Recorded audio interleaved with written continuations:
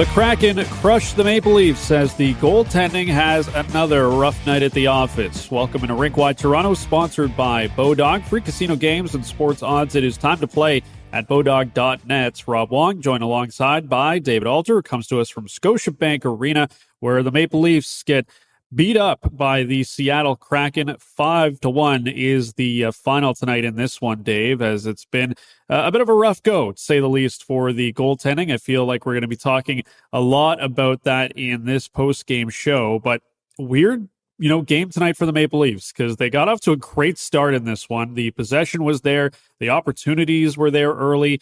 Seattle, in fact, didn't register their first shot on goal until about 11 and a half minutes in to the first period. It felt like it was going to be a long night the other way for Seattle, but they were able to weather the storm in that first period, which was scoreless. Then they got on the board in the second period on a power play goal by Eeli Tolvanen. John Tavares would then tie things up on the power play, but that's where things just went awry after that. The Kraken score 14 seconds after the Tavares goal. Vince Dunn's point shot fooling Matt Murray. Jared McCann, we'll get to that, adding another on a breakaway just about 3 minutes later, and then Matty Beniers scoring yet another questionable goal on Murray with under 3 minutes in the second. And that's pretty much all she wrote in this one. So the concern level right now, it's been a bit of a rough start to 2023. On a scale of 1 to 10, 10 being full-on panic mode, where are you right now with this Toronto Maple Leafs team? I think it's probably a 4 right now. I mean, that's higher than it's been in a long time. I think the concern level's probably been in the 1 to 2 range for much of the season, with the exception of the first 7 or 8 games, of course. But yeah, I mean, look, not a banner 2023 thus far for the goaltending, right? You have Ilya Samsonov start off the year with another sub 900 save percentage. This one against the Blues. He's actually had both games against the Blues this season. But he got some results, right? There was that. This game, yeah, after that first period, that is such a huge opportunity missed. And then what do we talk about a lot when it comes to timely saves? It's momentum changers, right? It's not necessarily that the Leafs were down and they got a goal back or whatever the case may be, is that right after they score, they get scored on 14 seconds later. And that's the save you need at that point. Like there were some rough ones here. Matt Murray's had a couple of good games in the middle of a stretch of 5 or 6 starts, but for the most part, he's had a bit of a drop off. As you'll hear a bit later on, he held himself accountable to it. Yeah, I mean, look, we talked about a regression of the mean possibly happening. It's been quite precipitous as of late, but the Leafs didn't do their part in terms of getting some goals at a timely pace. That was a huge opportunity missed in that first period. And defensively, some issues are starting to carry over that led to some odd man rushes and some difficult, puck off the leg and things like that Murray also gave up too. So some of it doesn't look great. Some of it he couldn't help. And a lot of it is just opportunities missed on the other side of the ice. So like I mentioned, we'll talk a lot about the goaltending, but let's begin with the defensive side of things. Morgan Rielly was a -1 in this one and said post-game that they know they can be better defensively. Yeah, I think so. I think that adds to it. After a game like we had against St. Louis, you want to respond and talk about things you can do better than when you go out and you don't exactly execute those things. That's definitely reason for concern. And but I mean, generally speaking, as a group, we know we have better. So I mean, that adds to the frustration as well. So it's about getting those things fixed. So there's Morgan Rielly with his thoughts. And, I was really curious to look up some of the advanced numbers for the Maple Leafs defensively prior to the holiday break and after the holiday break since they've come back. And I know it's sort of just an arbitrary endpoint, but I think a lot of people, look at that time off as maybe you lose your mojo a little bit because, you've lost a bit of that momentum that you had going prior to it. But you look at the expected goals per 60 at 5-on-5, according to Natural Stat Trick, it was 2.37 before the break. And since they've come back after the break, including tonight's game, it's actually gotten even better. So, you look at that number, it's now 2.09 after this game against the Seattle Kraken. But what has changed is that the puck is going in the net a lot more. They've given up a lot more goals because the goaltending hasn't been working out. But what I will say, and you mentioned it, some of the defensive breakdowns, that breakaway that was given up to Jared McCann, where you had Mark Giordano pinching down the left side boards there and not able to recover in time to get back on that McCann breakaway, of course, and Riley was caught off guard there. But while it may not show up on the expected goals necessarily, there are some opportunities that the other team is getting right now that is pretty good. And Sheldon Keefe and this team obviously did such a good job earlier in the season when they were, on their incredible run, that teams just were not getting much offensively against the Maple Leafs. And now there are starting to be, some cracks in the armor here and there. And when the goaltending's not, bailing you out on those grade A chances, they're giving up some grade D chances right now that are going in the back of the net. And it's all kind of, adding up to this recent slide of late. Yeah. And what's particularly, I guess, cause for concern in some ways is that these last couple of games where these breakdowns are happening at a time where Sheldon Keefe is deploying what he deems as an optimal, or we deem as an optimal look of the 6 guys who would be healthy would be playing. Like, everyone's healthy right now. So this should be the look and everything should be tight. They've made a couple of adjustments and maybe that's causing some things, but it really shouldn't. Like, Sandin's played with Liljegren, Riley's played with Brody, Giordano's played with Hall for a long stretch while everyone was healthy. There's no reason why some of these things going back the other way are occurring. So you have to kind of look at this, that if this continues beyond this game, is this the right look? Do you kind of have to shuffle things up? I did notice, from an offensive standpoint, they did kind of shuffle things late just to kind of give a different look on offense from the forwards, but not from the defense. Like, they are pretty adamant about kind of keeping this and not overreacting to a game or two. Even when I asked about power play in the last game, after it gave up with the 5 forwards, they gave up a goal. He went right back to it. He was quick to shut down any sort of doubt in himself that just because something didn't work once that he was going to eliminate it. So they've got the luxury of time to kind of figure out whatever these issues are with what they want to play with over a longer stretch. And so it's just going to be up to these guys to see if they should stick with it or not. And so far it hasn't looked very good. Yeah, it's had its issues for sure. And I think, the penalty kill has been an area that has not exactly helped them out either. Of late, they've given up 6 goals in the 5 games of their last 5 games, I should say. And the goaltending has been a part of that, not getting the saves, right, down a man. But I would say, this year, the penalty kill has not been as good as it has been in years past. Sure, it's still got some situations where it looks dangerous, whether it's a Mitch Marner or a David Kampf or, Alex Kerfoot, Pierre Engvall going the other way. But, I think statistically their penalty kill has been better in years past. And this year, maybe it hasn't been as strong, but that's an area right now that it's just not to go in their way. And, the goaltending, like I mentioned, was a big part of that. When you're getting the saves on your last line of defense, your penalty kill is always going to look good. But, I wonder if that's something that they might start revisiting here a little bit, that maybe they need to make some changes there. Not maybe, with personnel, but just strategically. Yeah, perhaps. Like they will kind of look at different things there. That's Dean Chenault's specialty when it comes to the PK and maybe some of the deployment there.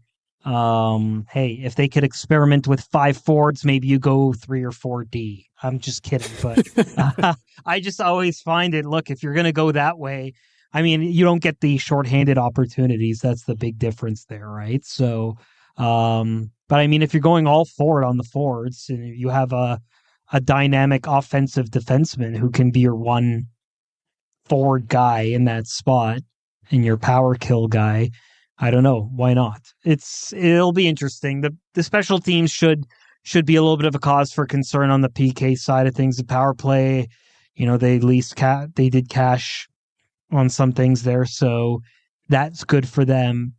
But yeah, I don't know. Like, number 1 power play in the league last year, and experimented with changing a lot of things this year. And I can't really fault them for it because look, they could have a great regular season and do all the things and do things that they probably shouldn't do in a regular season game, but then they'll worry about if they have to kind of redeploy things, what works and what doesn't work. I don't mind them trying so many different things between now and April, so long as it doesn't cause any sort of big slide. And this is their first regulation loss since November something at home. I don't remember what the day was. So if you look at it from that standpoint, yeah, I can understand why there was maybe not so much of a pessimistic tone about what had taken place, but back-to-back games in this type of manner where the goaltending has been the way it has been. Defensively, there were definitely issues in this one, and the PK can correct itself a little bit as well. That's something that, as that calendar turn, they're going to have to kind of make sure it doesn't turn into something. They've been pretty good about bouncing back. And so that's what this off day tomorrow will be before the back-to-back coming up here on Saturday and then in Philadelphia on Sunday. Yeah, and take it for what you will. The Seattle Kraken have been one of the better road teams in the NHL depth this season. So, yeah, every they line are pretty was dangerous. Good away from home. Every line was dangerous. That's what they were talking about before the game, that they kind of had to change a little bit of the deployment because they don't have star players that you can kind of key in on and play 2-on-1 and then the rest play zone. It's really just a spread out attack that's going to challenge all four lines and three defense pairs. But go on, Rob. I didn't mean to interrupt you. No, it's okay. I mean, I think you hit on exactly what I was going to say, just that they've got a lot of depth. They got a lot of guys that can skate, move the puck. They play, pretty physical as well. So they're just kind of a pain in the ass to play against. I mean, everything kind of put together there. And we saw it in action tonight for the Seattle Kraken as they get the 5-1 win over the Toronto Maple Leafs. But let's get to the goaltending, which I imagine a lot of people have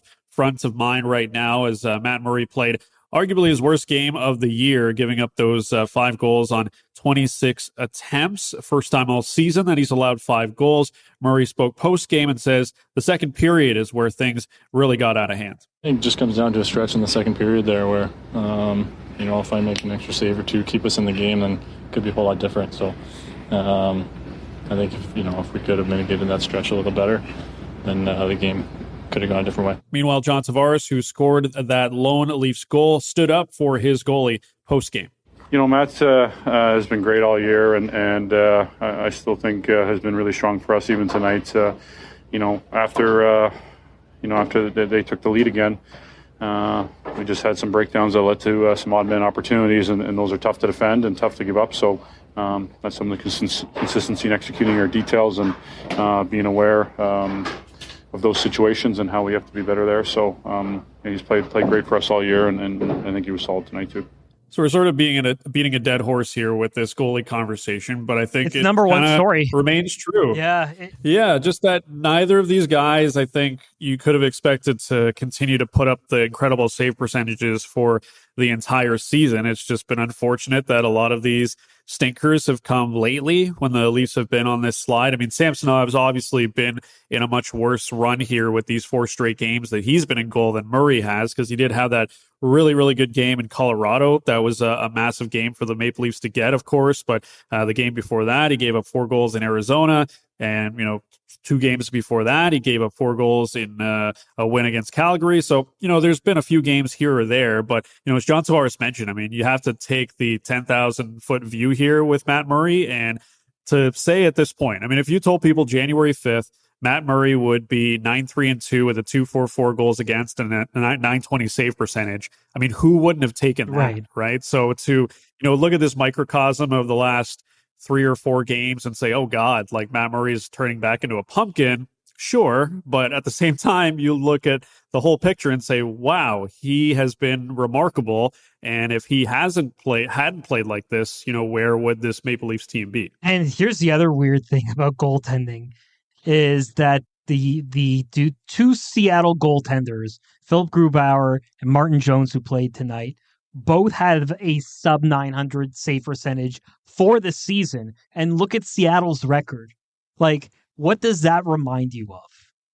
What does that remind Last year's Leafs. exactly? Like, it's so strange. Like, that is a team that is all offense all the time. And if anything, when you look at that, that was probably going to be set up for the perfect kryptonite for the Maple Leafs tonight, because this was a team that just kind of attacked in the second period because they withstood, traveling from Edmonton to Toronto, the time zones, everything, and just being prepared and doing what good road teams do, which is even if you get outplayed, outchanced, outworked in that opening period, if you keep it to within a goal or even better, leading or in this case tied, that's going to weigh heavily in your favor. You get your legs, then the offense starts to come, and that's exactly what happened. So, yeah, I mean, it's tough because if there is a goal or two, maybe Matt Murray is not necessarily playing on his heels a little bit and not getting rusty and not,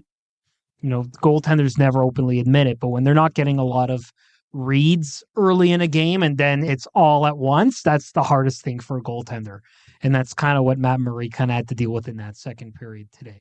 And I think we have to remind ourselves as well when it comes to goaltending. I mean, you already talked about, Martin Jones and Philip Grubauer and how they have been pretty bad this season overall. Martin Jones was great tonight, right? Like, who could have expected that outside of, the elite goaltenders in the NHL? And, whether you want to say it's, Igor Shesterkin, Vasilevsky, Sorokin, Connor Hellebuyck, guys like that.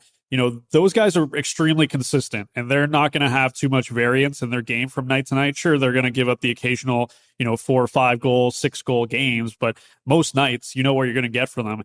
Everybody else, on a night to night basis is kind of a crapshoot. And, the thing about the Maple Leafs this year that we touched on is they've been so good defensively that they haven't really had to rely on Matt Murray and Ilya Samsonov making, 40 saves to win a game. Like, I looked tonight and around the league, UC Saros had to make like 57 saves or something stupid to win a game for the National Sorry, I shortchanged him 7. He had to make 64 saves to win a game for the Nashville Predators. I haven't even looked the at Carolina Hurricanes had 67 shots on goal, and they lost 5-3 to the Nashville Predators. So, if it gets to a situation where Matt Murray and Ilya Samsonov are facing 67 shots a night, then that's a bigger problem about the Leafs team defense than it is about the goaltending. But that's the thing. Like, yeah, that's old school. But that's the thing about the Leafs, right? Why this is so surprising, this recent stretch, is because, generally they've done a good job of limiting teams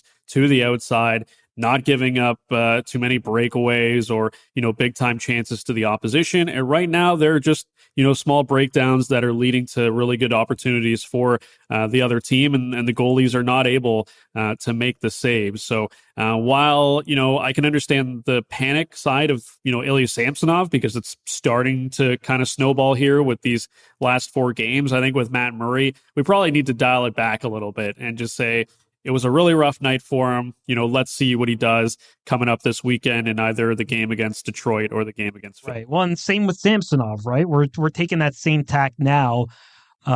He's had 4 consecutive games with below 900, as we talked about. He is 2-1-1 in that stretch, which is not nothing.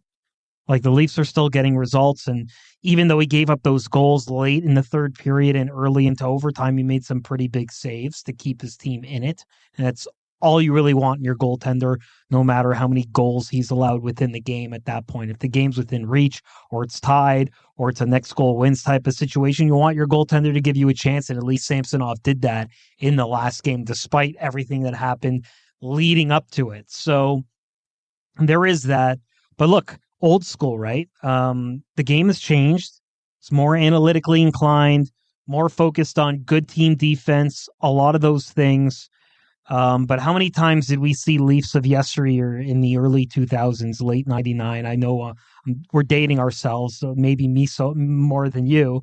But yeah, like it was the Ed Belfours, the Curtis Josephs, the guys who just ate a lot of rubber to keep his team in games. And then they actually like that because from a goaltender standpoint, you don't get cold.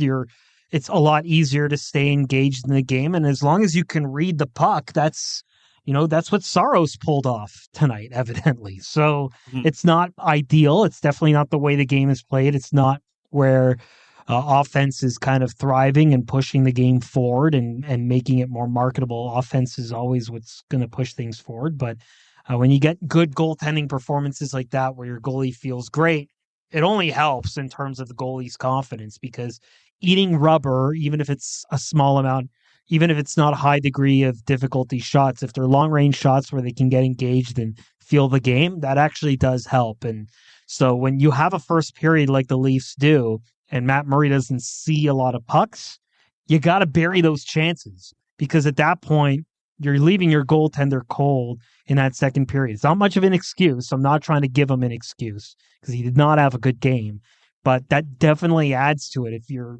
completely disengaged to the point where you don't really have to be involved in the game because the team's playing so well in front of you, it's kind of hard to flip the switch. They're professionals. They're paid to do it, but it's still hard.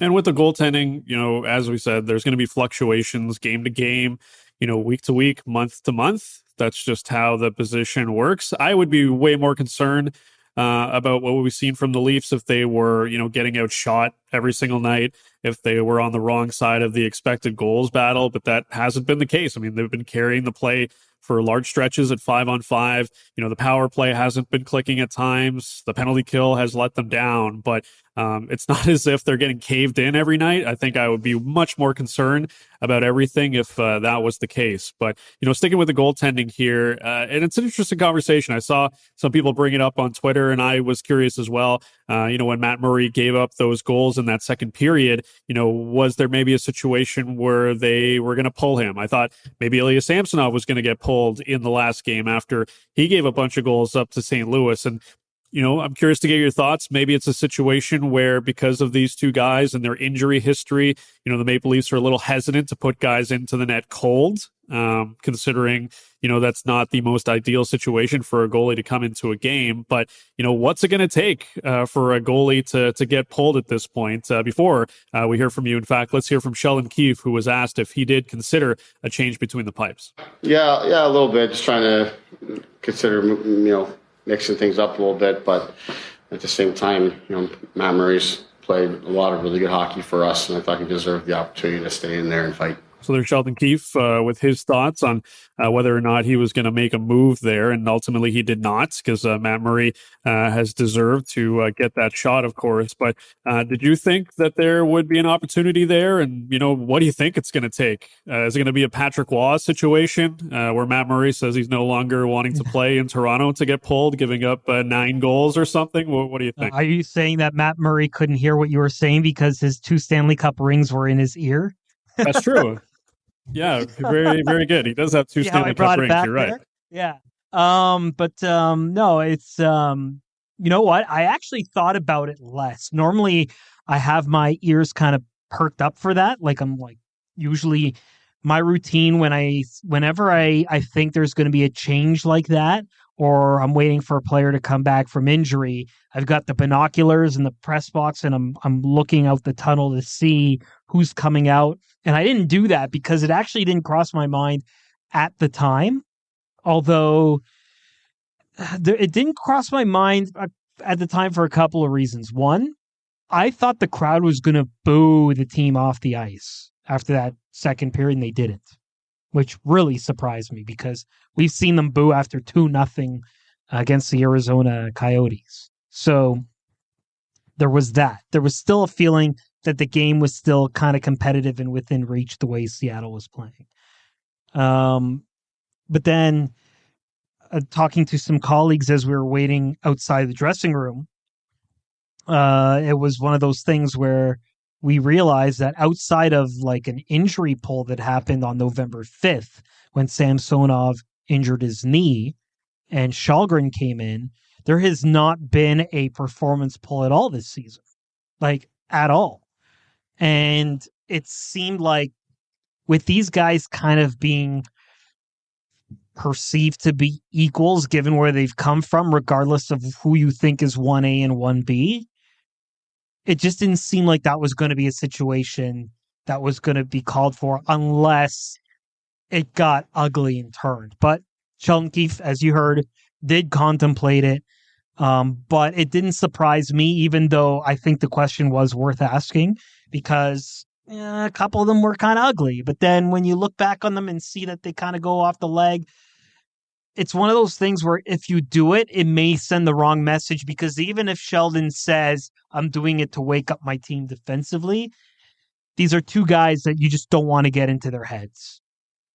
Let them feel like you're not overcoaching, overreacting to anything, and reward them for what they've done so far this season. And unless things really go off the rails fast, or it looks really bad out there, where it's like an undisputed, yeah, you have to go type of situation, only then do you kind of, break the glass and then make the change. So I'm not surprised by it. And I actually wasn't even ready for it, because I didn't think it was going to happen to start the third period. Yeah, I'm with you on that. I think, there has to be a good reason to do it. Sometimes it is just to save a guy from himself. I mean, if there weren't, 2 games, maybe if it was a back-to-back or something, I don't know if that's a situation where you do it, but they've got games coming up on the weekend, so you kind of want to keep your rotation going here. You want to make sure each guy is fresh, to split the game with Ilya Samsonov here, with games coming up on the weekend. I don't know if that makes sense, but yeah, it's just a spot where Mamoury's a veteran. He's been so good for you this year. He's not happy with what he's done, in this game in that second period. So I'm sure he would have loved to get an opportunity to try to make some more saves and, try to keep his team in it. Ultimately did not go his way. But, the goalie poll conversation is interesting, because I just wonder, like you said, we haven't seen it at all this year based on performance. So, if not in a game like this, or not in a game like we saw the other night against St. Louis, what is it going to take? And I'm not saying you need to. There's, times here and there where absolutely, a coach wants to pull that string in order to wake his team up, but definitely not the case tonight, according to Sheldon Keefe. All right, coming up, we will talk about, yes, another former Maple Leaf, if you want to put it that way, with a revenge goal, and we'll also talk about a positive. Mitch Marner named an All-Star for the second time in his career. What other Maple Leafs may be heading to the All-Star game? We'll get into that coming up on Rinkwide Toronto, sponsored by Bodog, free casino games and sports odds. It is time to play at bodog.net. You're listening to Rinkwide Toronto, pregame, postgame, every game. Hey, it's Ray Ferraro, here to let small business owners and entrepreneurs know about something pretty cool. My friends at North Beach Agency have teamed up with their digital partners, Craft Growth, to offer a free website and social audit to track small businesses. So you can finally find out just how your website stacks up against your competitors. And yeah, you heard right. They are offering this for free. So go to craftgrowth.net to get started on your free website and social audit today. That's craftgrowth.net.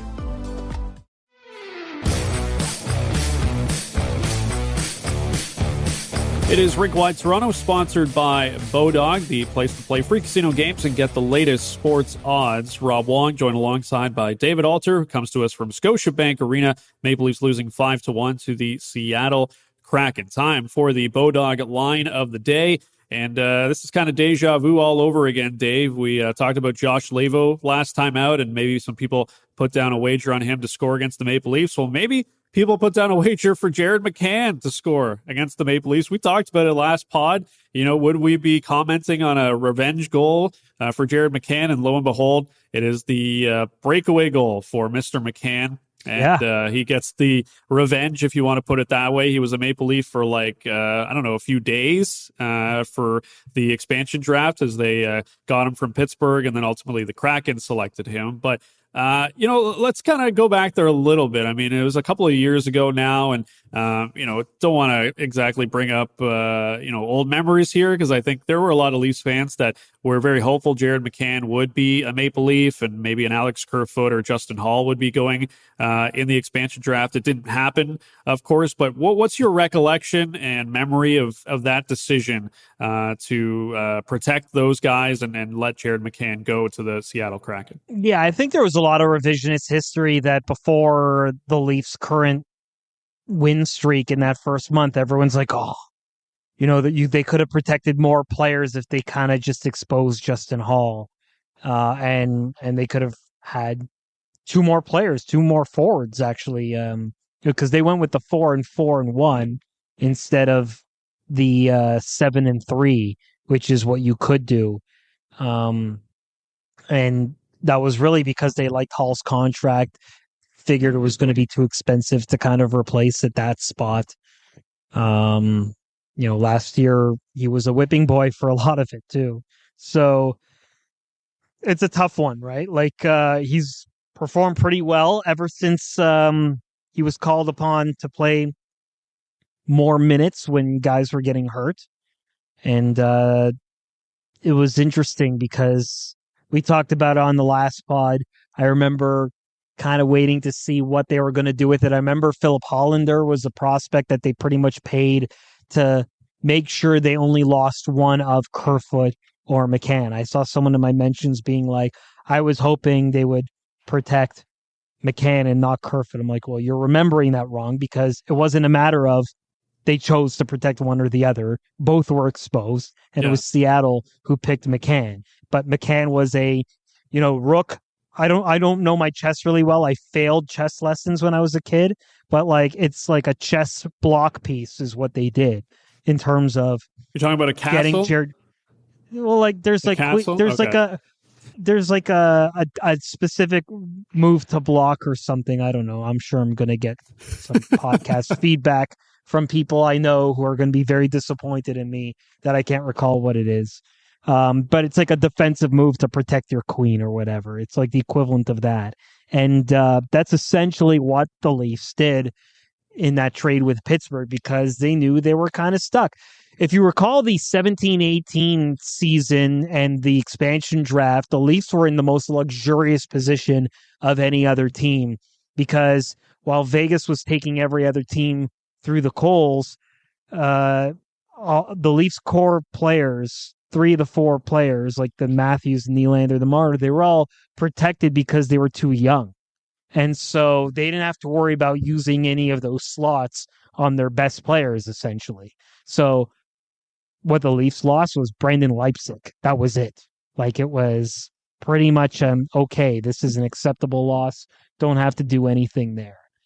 This was tougher.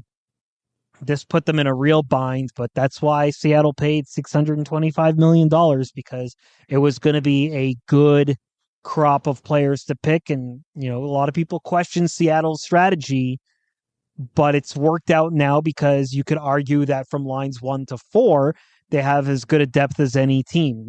They don't have the best top 6 by any means, but they certainly have the depth that goes toe to toe with anyone. You saw it tonight. You've seen that's why they've had quite the turnaround that they've had this season. And so, yeah, that was a weird one, just because you knew they were going to lose one of McCann or Kerfoot. Some people were optimistically hoping it might be Travis Dermott, because he was also exposed. But it's hard to argue Seattle didn't make the right pick there. You wonder what it would happen. I just remember, and I mentioned on the last podcast as well, that we couldn't talk to McCann, because when we put in the request after the trade, they're like, hang on just a few days, because it would have been weird to have a welcome to Toronto news conference and then see you later, you're not a Leaf anymore. So that was kind of weird. But everything about Seattle's been kind of weird. Their selections are kind of odd. They named a captain that didn't even last a full season with the team, in Mark Giordano. He had fond memories, not surprised about the way Seattle played tonight. It's kind of a weird league where you can be as bad as you were one year, and then everything just clicks. Their chemistries kind of come together later than Las Vegas is, or Vegas in this case. It was just a later maturation of chemistry kind of coming together. Yeah, there's a lot of revenge narratives in this one. I can't believe it until you actually brought it up. Not that I forgot, but like I kind of forgot Mark Giordano was a member of the Seattle Kraken. But like I can think back to the like introductory news conference and him showing up and like saying hi to all the Kraken fans, and like he was there for a literal Starbucks cup of coffee. Mark Giordano was, before he was on the move. Well, like he was they named not the captain. Yeah. Look at how dichotomous the strategies were for Seattle and Vegas. Vegas came together so quickly, took every other team for their lunch money in terms of the way they acquired guys, acquiring draft picks so that they wouldn't acquire guys that ended up being the right move anyway. And took 4 years before they named a captain. They went to the Cup final and they still didn't name a captain after that year. For Seattle, it was just like, all right, Mark Giordano, here you go. Okay, Mark Giordano, see you later. Like, it was just fine. Like, it's not that big a deal. It's not embarrassing, but it's just weird that if they were that quick to name a captain in 1 year, why did they not go with a captain this year? If they didn't care that year, why do they care now? But I don't run the thing there. It's a little odd, but there were a lot of odd moves when Seattle named Dave Haxtell as the head coach. That was a bit of a head scratcher for a lot of people as well, and that was going to test the faith in the fan base. And I remember going last season to the first game, and it wasn't sold out. I mean, they sold all the tickets, but it wasn't full in the building. And talking to local reporters there, they were talking about how a lot of fans were kind of upset that they sold a certain product and it just kind of fell flat and it could have been a disaster. So good for them that they figured it out, that it's a competitive team that you can go watch and it has a good chance of making the playoffs. But it was pretty shaky for that first year. They took 3 years worth of season ticket deposits, so they have the runway. But that was a lot to ask up front, and it was not a great start for them. Yeah, we'll see what happens with the Seattle Kraken. Definitely a better season number 2 in the NHL. So Mitch Marner back as an All-Star Day for the second time in his career, was selected as one of the 32 All-Stars announced by the NHL. The divisions will have 3 more All-Stars announced, and it'll be voted on by the fans. First off, your thoughts on Mitch Marner heading back to the All-Star game, and we'll get your thoughts, of course, on the way it's being done with the fan voting. But first off, just your comments on Mitch.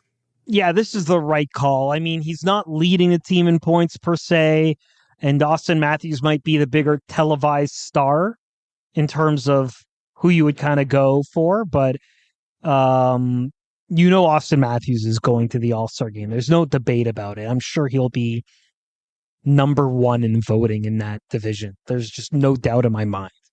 Mitch Marner was the right automatic one team selection there or one person per team because of the record, like the point streak. Like, it was just consistency. It was a crazy start to the year. He's one of only 12 players ever in the history of the league to ever put together a point streak that long. And these All-Star Game selections, let's be real, they really do reward a partial season performance. Just look at Jack Campbell last year. Jack Campbell was in the All-Star Game, and by the time he arrived there, it was already kind of awkward because his game had been taking a substantial turn south. Not saying that by any means that's going to happen to Mitch Marner. It hasn't. I don't think it will. But that's what the criteria typically is for All-Star appearances. And given the franchise record he pulled off and what he was able to do that so few have done in the history of the league, you had to give it to him. And rightfully so. He deserves it. All right, let's hear from Mitch Marner, who spoke about heading back to the All-Star game. Yeah, I mean, it's cool. A couple things you dream as a kid of, playing in this league, winning that Stanley Cup and, trying to get to that All-Star game. So it's a cool accomplishment. It wouldn't have happened without a lot of these guys in this room, really everyone in this room. So, like I've been saying, it's not a one-man thing out there. It's all 5 guys constantly. I got to thank my teammates for helping me out get that. It's a cool accomplishment, but, trying to focus on the here and now. And, when that comes, I'll enjoy it with my family. So I'm with you. I think Austin Matthews is probably going to be one of the next 3 Atlantic Division players going. But, man, it's got to be tough if you're Willie Nylander. And, look, I think we've seen enough from Willie, heard enough from Willie that this probably hasn't even crossed his mind. I'm sure he'd be happy to get some time off and go vacation somewhere. But considering the season that he is having. I think it's going to be tough a little bit for him to maybe swallow that. As great as he's been, he might not get recognized for this year just based on the stupid format. I'm just going to call it a stupid format. I agree with you. I do not like. Maybe it's because I'm here in Toronto and, we're fortunate to watch this team and, it's a big market team, but I don't like that every team gets an all-star. It was the reverse. It was the reverse here when Leo Komarov went to the All-Star game because the Leafs needed a representative. So it's kind of worked both ways. I understand it. If you're the NHL, you want to get every fan base involved. You want people from Seattle to Chicago to wherever watching it because they have a representative. But, I made the joke on Twitter. This is supposed to be the all-star game, not the all-mid game, because you want your best players there. I mean, the top however many players that you can roster on a team from each conference or each division should all be going there. It should not be, representing every team. I just don't think that's the pure, all-star game for me, if you want to call me a traditionalist. The all-star format is the reason for my favorite and most absurd trivia question of all time, which I've told you before. I don't know if I've ever told it on the podcast, so I apologize if I have, because I do have a tendency to repeat myself. But if you remember, Rob, who is the NHL player who has the record for the longest years gap between NHL All-Star appearances? Oh, no. You're putting me on the spot here. I don't remember this, so you're going to have to tell the story. And the reason has a lot to do with how stupid the format is. But yeah, it happened in 86, the first time for him, and then it happened again in 1999. Do you give up? Oof. Yeah, just go with it. For the sake I'm of not time? Get it. Wendell Clark. Mostly for time. Wendell Clark had a 13-year gap between NHL All-Star appearances. Got it his first time in his rookie year. It was in 86. And then because he was on Tampa, and Tampa was so bad in 99, and had that equal representation rule, that Wendell Clark made it to the All-Star game a year away from retirement. I think he retired either a year or two after that. And it was with the Leafs he retired. I think they traded him after that appearance with Tampa to Toronto, and it was his third really slow kind of tenure with the Maple Leafs. But yeah, this format has got to go. Here's the other thing. You know what? If you had an all-star game every year and you were so worried about consistency and you were such a perfectionist that everything has to be symmetrical, then fine. But there's so many years now that don't have all-star games, the pandemic and the Olympic years, and to the point where it's just move on with this stupid format. This format is so dumb. I would have been equally as interested, whether I'm interested or not, in the NHL All-Star game had Leo Komarov not gone, and there wasn't an NHL or a Leaf representation in that 15-16 season. There didn't have to be. I would have been fine with it. So, the cream always rises to the top, and if there's a year you don't get someone there, the next year you might have 2 or 3. Be fine with that. Have the best people go. Don't reward these partial seasons because you feel you have to, because you have to have someone there like Leo Komarov did. Good for him. He got to go. But when you look at other leagues and they look at how many times they had all-star appearances, they're a reflection of how good the player is, not the technicalities for why they were there in the first place. And that's the problem with it. Darren Dreger and Ray Ferraro here from the Ray and Dregs Hockey Podcast. New season well underway, Ray, and we've got surprising storylines happening across the league. Yeah, you betcha, Dregs. I mean, look, the winning streak or the losing streak right now can be the difference when you were battling for the playoffs in the spring. Every game does matter. We've got it covered twice a week with great guests joining us as well right through the season. It's the Ray and Dregs Hockey Podcast. Check us out wherever you get your podcasts or at rayanddregs.com.